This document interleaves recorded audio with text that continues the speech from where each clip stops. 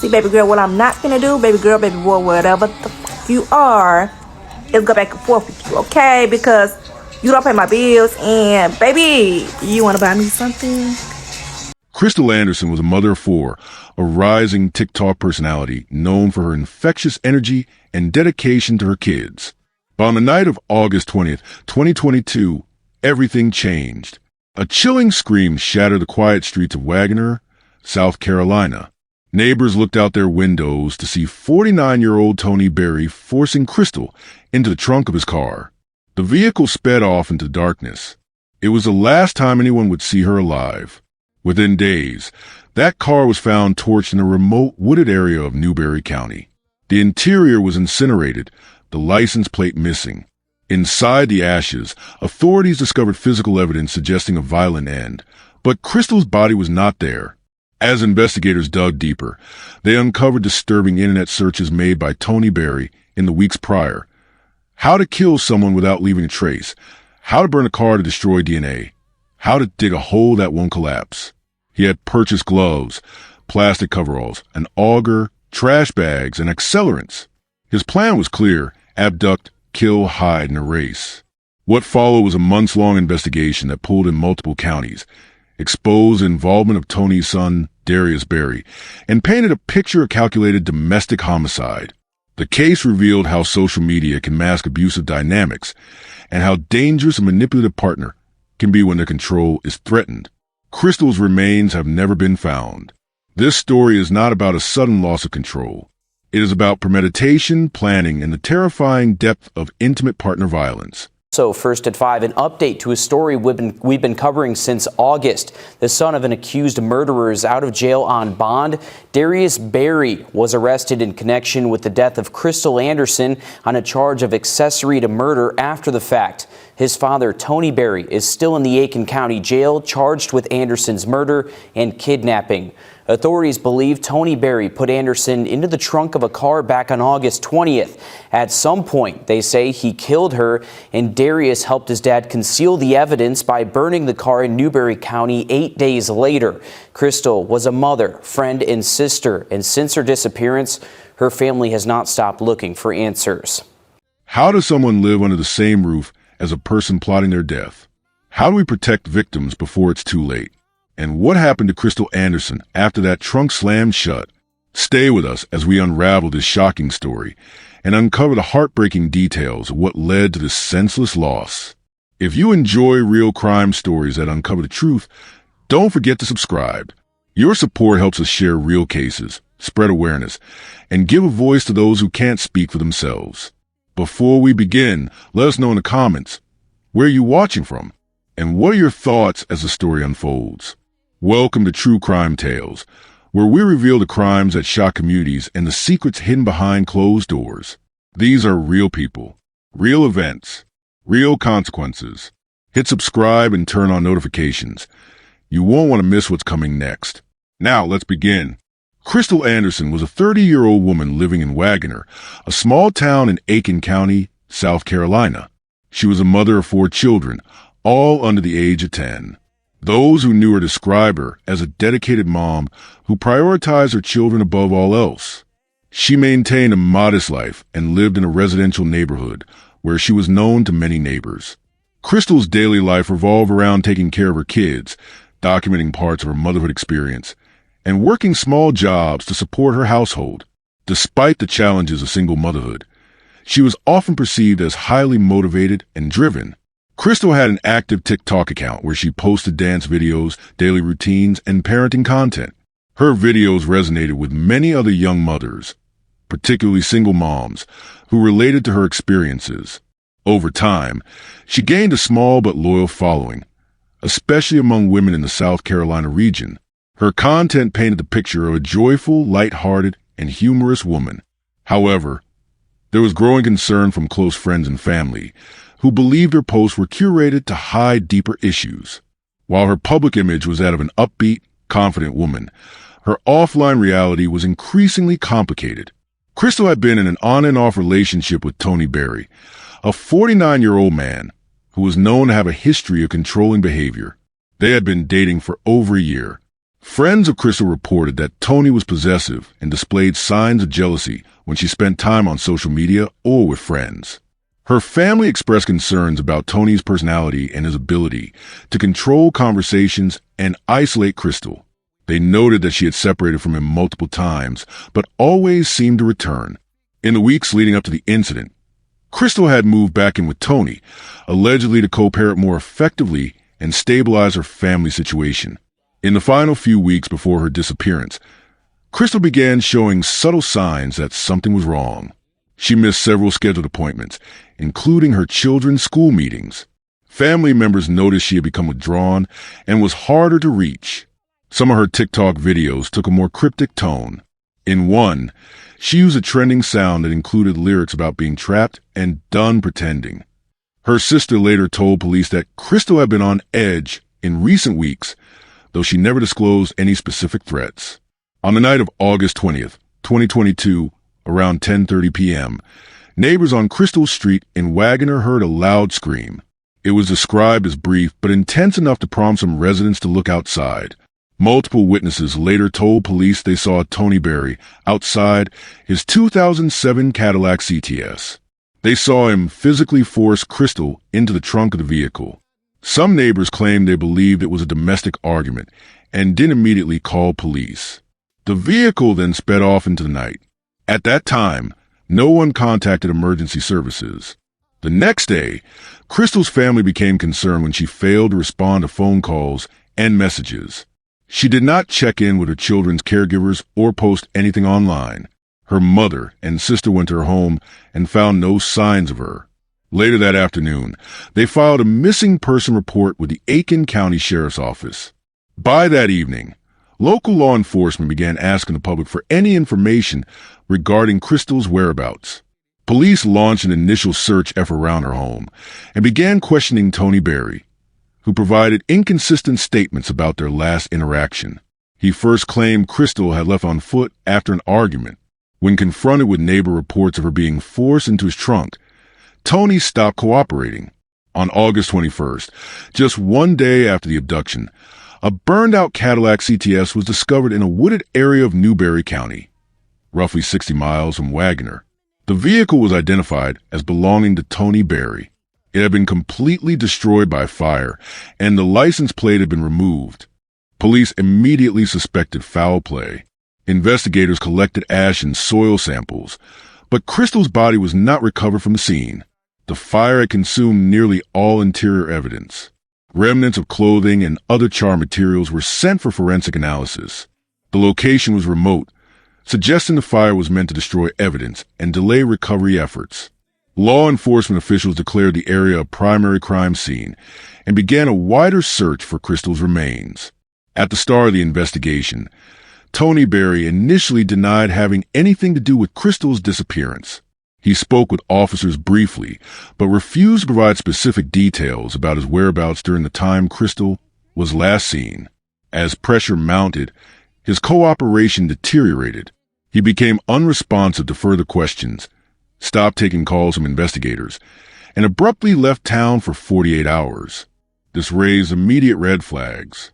Law enforcement began focusing on him as a suspect, especially after GPS data placed him in remote areas of Newberry County, the same region where his burned vehicle would later be found.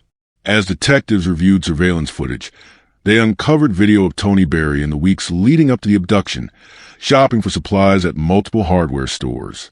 Footage showed him purchasing a variety of suspicious items: gasoline containers, work gloves, heavy-duty trash bags, and a long-handled auger typically used for drilling into soil. Forensic analysis of Tony's devices revealed a disturbing digital trail. Search queries included how to make someone disappear, how to destroy DNA with fire, how to burn a car completely, how long does it take a body to decompose. GPS data showed Tony made 3 separate visits to wooded areas near Newberry County within 10 days before Crystal vanished. Investigators also discovered text messages to unknown numbers, where Tony asked about availability of clean gloves, tools, and a good burn spot. This digital footprint was considered critical in establishing premeditation. Detectives noted that these searches and movements were not spontaneous. They demonstrated planning and intent. When Tony's vehicle, a 2007 Cadillac CTS, was located, it had been burned extensively in a wooded clearing. Investigators recovered several key physical items from the site: remnants of melted plastic coveralls and trash bags, ash and soil samples sent for chemical and DNA analysis, partially burned fabric believed to be women's clothing. While Crystal's body was not recovered, the items at the scene pointed to an attempted concealment of evidence. Investigators believe the site was selected intentionally due to its isolation and difficulty to access. In addition, receipts from multiple hardware stores confirmed Tony had purchased the following over a 2-week span: work gloves, a long-handled auger, coveralls, trash bags, gasoline canisters. Combined with store surveillance footage, this evidence closed the loop between Tony's pre-crime preparations and post-crime disposal efforts. Tony Berry was arrested several days after the burned vehicle was discovered. Based on the weight of circumstantial evidence, eyewitness reports, and digital data, he was formally charged with kidnapping, murder, arson, destruction of the vehicle used in the crime. He was booked into the Aiken County Detention Center and held without bond. During his arraignment, prosecutors outlined the full scope of their findings. Witnesses saw Crystal being forced into Tony's trunk. Tony's burned vehicle was found in a remote location where forensic material was recovered. His cell phone GPS data matched the location and timing of the burning. Search histories and store purchases confirmed the act was pre-planned, not impulsive. Investigators presented this as a premeditated disappearance with clear steps taken to eliminate physical and forensic evidence. Tony's search history was critical to building the prosecution's case. Key words and phrases like how to kill someone and hide the body, how to dispose of a body in a remote area, burning DNA evidence. These were paired with time-stamped purchases made before Crystal vanished. Prosecutors argued this created a timeline of intent, showing Tony had not only fantasized about the act, but also took concrete steps to carry it out. Tony's 23-year-old son, Darius Berry, was also arrested shortly after his father. He was charged with accessory to kidnapping, accessory to arson, tampering with physical evidence. Investigators allege that Darius helped Tony burn the vehicle and dispose of evidence. GPS and mobile phone data placed Darius near the burn site around the same time his father's phone pinged in the area. Further evidence included surveillance footage of Darius purchasing additional fuel, duct tape, a second set of gloves, text messages between Tony and Darius implying coordination in the disposal process. During questioning, Darius claimed he thought he was helping his father deal with a junk car and did not know Crystal had been abducted or harmed. Despite this claim, prosecutors found his involvement significant enough to file charges. Darius was released on bond but fitted with a GPS ankle monitor pending his trial. He faces years in prison if convicted of the accessory charges.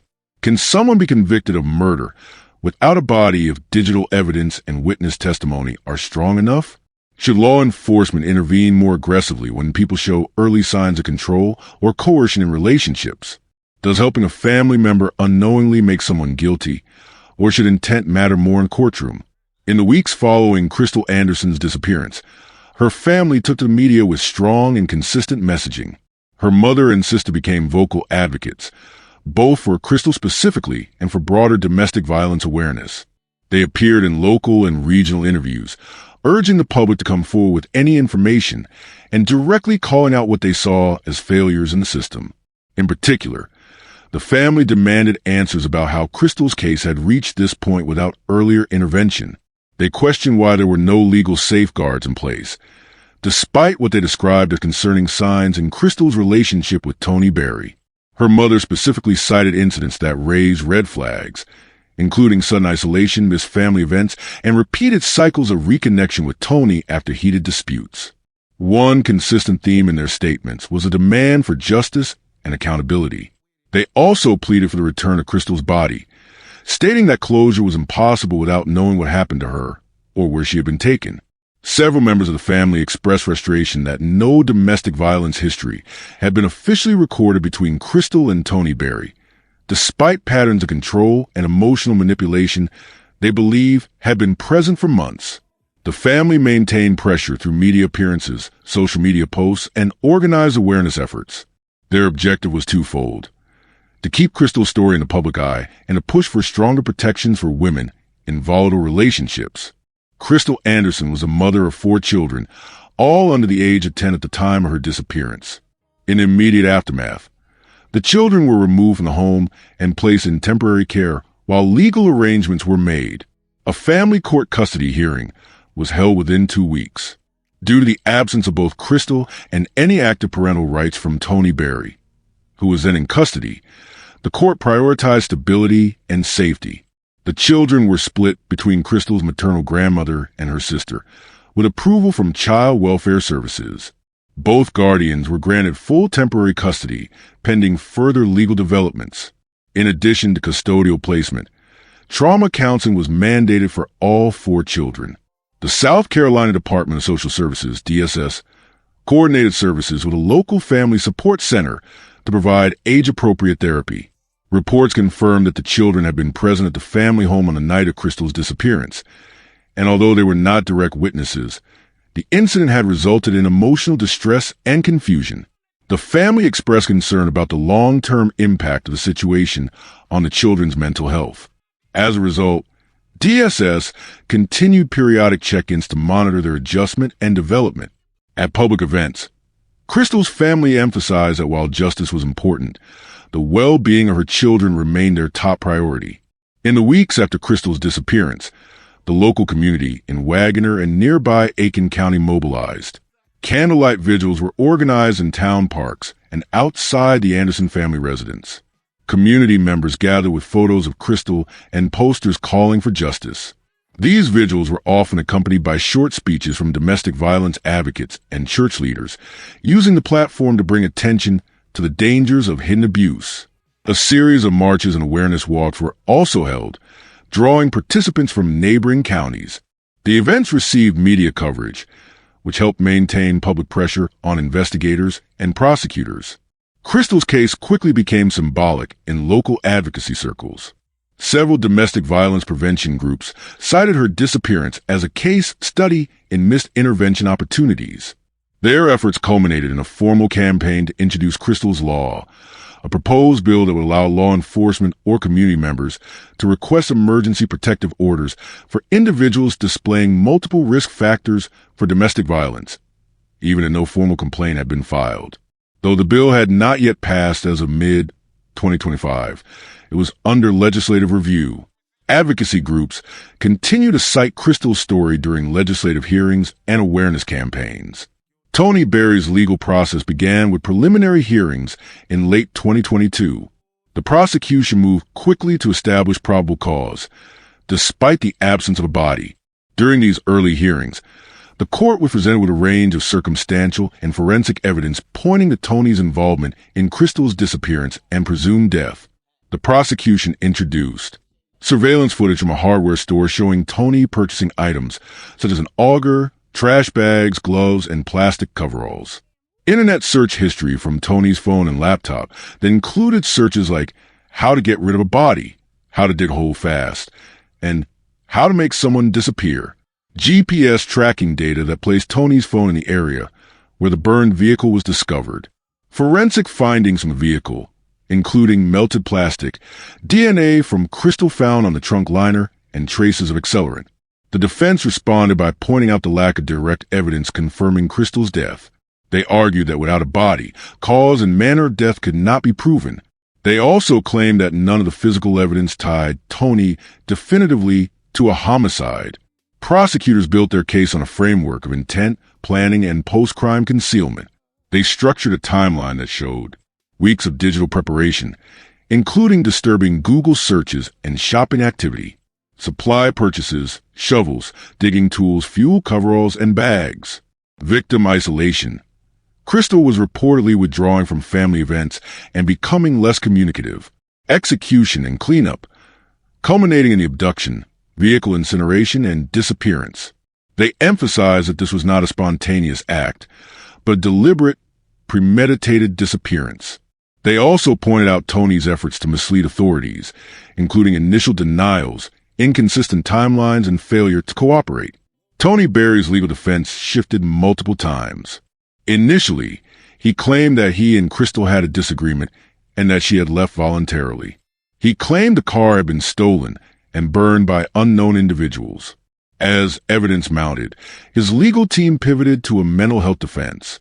They argued that Tony had a history of post-traumatic stress disorder, PTSD, and was prone to disassociation and delusions. His attorneys filed for a mental competency hearing in early 2024, which delayed the case. Court-appointed psychologists conducted evaluations to determine whether Tony was fit to stand trial. As of mid-2025, the trial remains pending. Key delays have included psychological evaluations ordered by the court, COVID-related court backlogs in Aiken County, pretrial motions from both defense and prosecution regarding admissibility of digital evidence. The trial is currently scheduled for November 2025. The prosecution has stated its intent to pursue life imprisonment without parole if Tony Berry is convicted. South Carolina ranks among the most dangerous states in the U.S. for women in abusive relationships. In 2023, the state was ranked 6th nationally for the number of women killed by male partners. These are not isolated or random tragedies. They are part of a systemic pattern where warning signs often go unrecognized or unaddressed until it's too late. Crystal Anderson's case mirrored several of these patterns. Her relationship with Tony Berry was marked by instability. According to friends and neighbors, it was an on and off dynamic. They broke up and got back together multiple times. No formal restraining orders were ever filed, and there were no publicly documented domestic violence complaints made to law enforcement. This lack of official documentation meant no protective actions could be taken in advance. But according to those close to Crystal, the signs were there. She became increasingly isolated, less active in community events, and harder to reach. She did not speak publicly about any abuse, and there were no intervention attempts from local authorities, which is consistent with similar cases where victims avoid involving law enforcement until the situation escalates beyond control. The pattern of isolation, fluctuating relationships, and lack of legal intervention is one that domestic violence experts say increases the risk of homicide significantly. Crystal's case has now become a textbook example of how these silent warning signs often precede deadly outcomes. Crystal Anderson maintained a vibrant and cheerful presence on TikTok. She was a mother of 4 and shared regular content about parenting, daily routines, and lighthearted topics. Her videos were filled with humor, positivity, and affection for her children. To her followers, she seemed stable, happy, and in control of her life. But behind the curated content, her reality was different. Experts analyzing this case have pointed to a growing phenomenon known as digital masking. This term refers to how victims of domestic violence often use social media to portray idealized versions of their lives, even as they experience severe distress offline. Digital masking serves multiple purposes. It provides a sense of normalcy for the victim, keeps their abuser from suspecting they've spoken out, and shields family or friends from concern. In Crystal's case, her upbeat videos kept the public, and possibly her close circle, unaware of the danger she may have been facing at home. This disconnect between online content and offline experiences has made it harder for communities to spot when someone needs help. It also raises concerns about how law enforcement or social workers can intervene when public-facing signs are misleading or obscured by positive social media portrayals. One of the most pressing issues highlighted by Crystal's case is the gap in legal protections for victims who have not formally reported abuse. Because Crystal had never filed for a restraining order or made a domestic violence complaint, there were no protective orders, alerts, or systems in place to prevent or monitor Tony Berry's behavior. Advocates for domestic violence prevention are now asking key questions. Should third-party concerns, like neighbor reports of screaming or observed fights, be enough to trigger an investigation? Should repeated public posts or comments suggesting fear, control, or harm be considered by law enforcement as red flags, even without a formal complaint? Currently, most legal systems rely on the victim to initiate the complaint process. But for many victims, reporting abuse is difficult, either due to fear of retaliation, emotional manipulation, or lack of access to legal resources. Crystal's case suggests that without proactive intervention policies, dangerous situations can remain invisible until they become fatal. The disappearance of Crystal Anderson drew considerable media coverage in South Carolina and surrounding states. Local stations like WSTV, WRDW, and ABC Columbia ran extended segments on the case, particularly after Tony Berry's vehicle was found burned in a remote area and suspicions escalated. As media attention grew, so did national interest, especially among communities raising awareness about the disproportionate number of missing Black women whose cases receive less consistent attention. Crystal's story became part of this larger conversation. Online, hashtags like hashtag Justice for Crystal and hashtag Where is Crystal were used to keep the case in the public eye. Social media users pushed for accountability and demanded continued pressure on local law enforcement to locate her body and prosecute the accused. Despite Tony Berry's arrest and mounting evidence against him, Crystal Anderson's body has not been recovered. Volunteer-led search efforts have taken place in wooded areas of Newberry County and surrounding regions. Law enforcement has also called on local hunters, hikers, and rural landowners to report anything unusual, such as disturbed soil, clothing fragments, or abandoned items. Forensic investigators have conducted multiple rounds of soil and ash testing at the site where Tony's vehicle was found burned. Some fragments and biological materials have been collected, but as of mid-2025, nothing has been conclusively linked to Crystal. The absence of her remains has not prevented the prosecution from moving forward. They built their case on surveillance footage, Tony's search history, purchase records, GPS tracking, and circumstantial evidence, including testimony from his son, Darius Berry, who has been charged as an accessory. Tony Berry remains in custody, charged with murder, kidnapping, and arson. He is awaiting trial in Aiken County. Prosecutors are pursuing a conviction despite the absence of a body, citing the overwhelming nature of the evidence. Darius Berry, Tony's 23-year-old son, is currently out on bond. He faces accessory charges related to assisting in the disposal of evidence. His trial is scheduled for later in 2025. The case remains open. Investigators continue to request tips from the public, hoping to locate Crystal's remains and provide closure for her family. Should prosecutors move forward with murder charges even when the victim's body hasn't been found? Is it justifiable to hold a son legally accountable if he claims he didn't know his father had committed a murder? What should authorities do when a person shows signs of control or abuse, but no formal police reports exist? How can victims of domestic violence be supported in seeking help without fear of backlash or escalation? In what ways does social media make it harder or easier to recognize someone in danger?